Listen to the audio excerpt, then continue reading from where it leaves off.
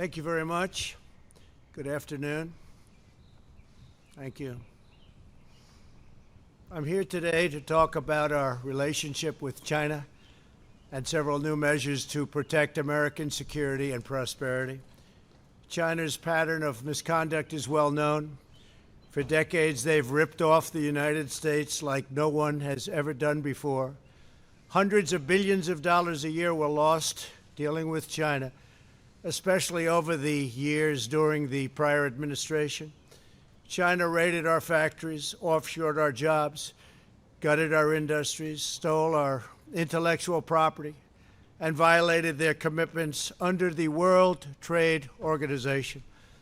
To make matters worse, they are considered a developing nation, getting all sorts of benefits that others, including the United States, are not entitled to. But I have never solely blamed China for this. They were able to get away with the theft like no one was able to get away with before because of past politicians and, frankly, past presidents. But unlike those who came before, my administration negotiated and fought for what was right. It's called fair and reciprocal treatment. China has also unlawfully claimed territory in the Pacific Ocean, threatening freedom of navigation and international trade. And they broke their word to the world on ensuring the autonomy of Hong Kong. The United States wants an open and constructive relationship with China, but achieving that relationship requires us to vigorously defend our national interests. The Chinese government has continually violated its promises to us and so many other nations. These plain facts cannot be overlooked or swept aside. The world is now suffering as a result of the malfeasance of the Chinese government. China's cover-up of the Wuhan virus allowed the disease to spread all over the world, instigating a global pandemic that has cost more than 100,000 American lives and over 1 million lives worldwide. Chinese officials ignored their reporting obligations to the World Health Organization and pressured the World Health Organization to mislead the world when the virus was first discovered by Chinese authorities. Countless lives have been taken and profound economic hardship has been inflicted all around the globe. They strongly recommended against me doing the early ban from China, but I did it anyway and was proven to be 100% correct. China has total control over the World Health Organization, despite only paying $40 million per year compared to what the United States has been paying, which is approximately $450 million a year. We have detailed the reforms that it must make and engage with them directly, but they have refused to act. Because they have failed to make the requested and greatly needed reforms, we will be today terminating our relationship with the World Health Organization and redirecting those funds to other worldwide and deserving urgent global public health needs. The world needs answers from China on the virus. We must have transparency. Why is it that China shut off infected people from Wuhan to all other parts of China? It went nowhere else. It didn't go to Beijing. It went nowhere else. But they allowed them to freely travel throughout the world, including Europe and the United States. The death and destruction caused by this is incalculable. We must have answers not only for us, but for the rest of the world. This pandemic has underscored the crucial importance of building up America's economic independence, reshoring our critical supply chains, and protecting America's scientific and technological advances. For years, the government of China has conducted illicit espionage to steal our industrial secrets, of which there are many. Today, I will issue a proclamation to better secure our nation's vital university research and to suspend the entry of certain foreign nationals from China who we have identified as potential security risks. I am also taking action to protect the integrity of America's financial system, by far the best in the world. I am instructing my presidential working group on financial markets to study the differing practices of Chinese companies listed on the U.S. financial markets with the goal of protecting American investors.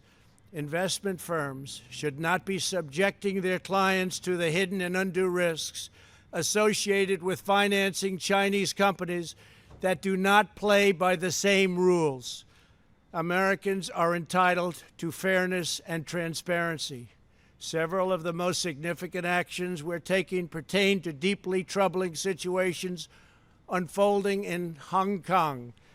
This week, China unilaterally imposed control over Hong Kong's security.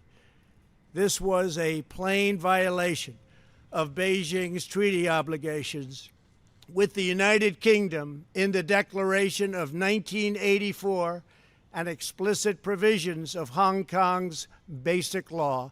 It has 27 years to go. The Chinese government's move against Hong Kong is the latest in a series of measures that are diminishing the city's long-standing and very proud status. This is a tragedy for the people of Hong Kong, the people of China, and indeed the people of the world. China claims it is protecting national security. But the truth is that Hong Kong was secure and prosperous as a free society. Beijing's decision reverses all of that. It extends the reach of China's invasive state security apparatus into what was formerly a bastion of liberty. China's latest incursion, along with other recent developments that degraded the territory's freedoms, makes clear that Hong Kong is no longer sufficiently autonomous to warrant the special treatment that we have afforded the territory since the handover. China has replaced its promised formula of one country, two systems with one country, one system. Therefore, I am directing my administration to begin the process of eliminating policy exemptions that give Hong Kong different and special treatment. My announcement today will affect the full range of agreements we have with Hong Kong, from our extradition treaty to our export controls on dual-use technologies and more, with few exceptions. We will be revising the State Department's travel advisory for Hong Kong to reflect the increased danger of surveillance and punishment by the Chinese state security apparatus. We will take action to revoke Hong Kong's preferential treatment as a separate customs and travel territory from the rest of China. The United States will also take necessary steps to sanction PRC and Hong Kong officials directly or indirectly involved in eroding Hong Kong's autonomy and just, if you take a look, absolutely smothering Hong Kong's freedom. Our actions will be strong. Our actions will be meaningful. More than 2 decades ago, on a rainy night in 1997, British soldiers lowered the Union flag and Chinese soldiers raised the Chinese flag in Hong Kong. The people of Hong Kong felt simultaneously proud of their Chinese heritage and their unique Hong Kong identity. The people of Hong Kong hoped that in the years and decades to come, China would increasingly come to resemble its most radiant and dynamic city. The rest of the world was electrified by a sense of optimism that Hong Kong was a glimpse into China's future, not that Hong Kong would grow into a reflection of China's past. In every decision, I will continue to proudly defend and protect the workers, families, and citizens of the United States of America. Thank you very much. Thank you.